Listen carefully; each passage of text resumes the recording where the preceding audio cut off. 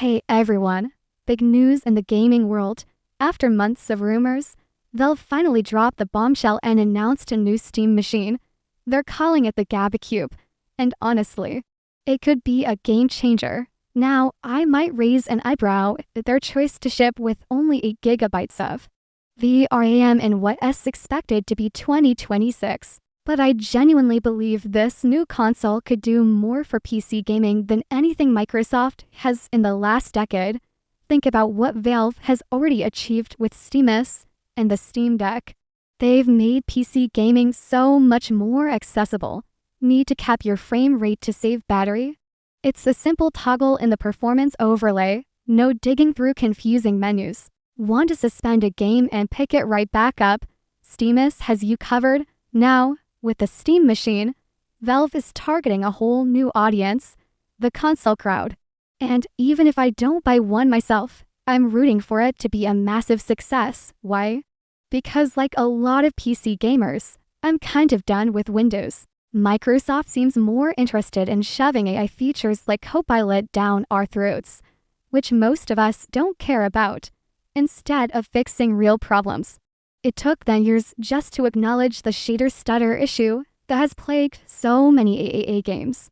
And their fix could still be years away from being fully implemented. I want the Steam Machine to be the revolution that finally brings a viable alternative like SteamOS to the desktop. But before that dream can become a reality, Valve has a huge hurdle to overcome, the cheating problem on Linux right now. The Steam Deck is fantastic for indie games and single-player blockbusters. That's great, but it completely leaves out the massive world of competitive online gaming.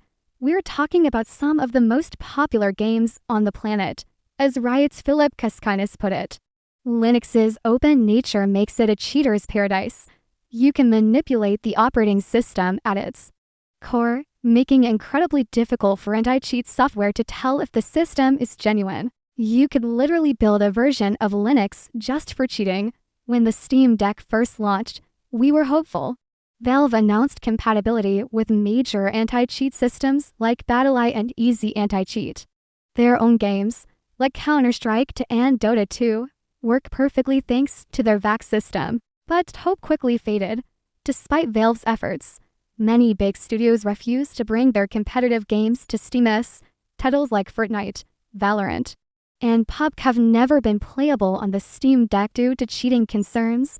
It got even worse when he pulled Apex Legends from the platform, stating that Linux was a pathway for a variety of impactful exploits and cheats. They believed blocking Linux would significantly reduce cheating in their game. For developers like Riot, and Epic, it's a two-part problem. First, cheats on Linux are harder to detect. Second, the number of Linux players is tiny compared to their overall player base. Riot mentioned that when they made their Vanguard anti-cheat mandatory for League of Legends, they only had about 800 daily players on Linux.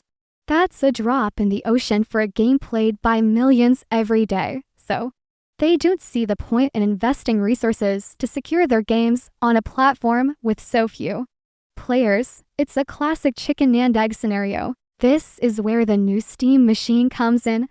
It represents a massive opportunity. A crowdsourced database shows that over half of the games that require anti-cheat software simply don't work on SteamOS. That's hundreds of games locked out. Now, it's unrealistic for Valve to make every anti-cheat system work on every version of Linux. But what if they created a more secure, sandboxed environment specifically for these competitive games on SteamOS? Developers go where the players are. The Steam Deck proved that. If the new Steam Machine becomes popular enough, companies like EA and Riot will have a real financial incentive to bring their games over. If that happens, the entire PC gaming landscape could change for the better, giving us a real, powerful alternative to Windows. What do you think? Is the Steam Machine the future? Or will the anti-cheat problem hold it back forever? Let me know in the comments. Thanks for watching, and I'll see you in the next one.